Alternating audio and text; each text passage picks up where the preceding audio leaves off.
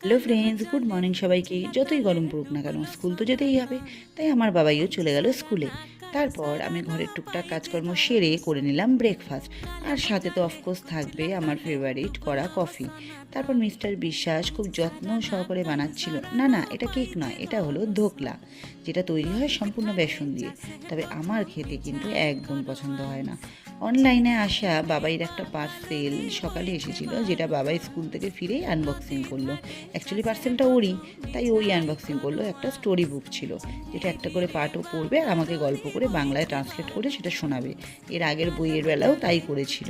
তারপর প্রতিদিনের মতো বিকালবেলা বেরালাম ওয়াকিং করতে।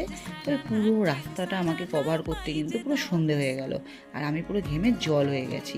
সন্ধেবেলা চললো বাড়িতে বাবাইয়ের সায়েন্সের পড়ার ব্যাচ। আর রাতে ডিনার করে শোয়ার আগে বাবাই স্টোরি বুকটা পড়ছিল আর করছিল সাথে মাতৃসেবা। চলো বাই।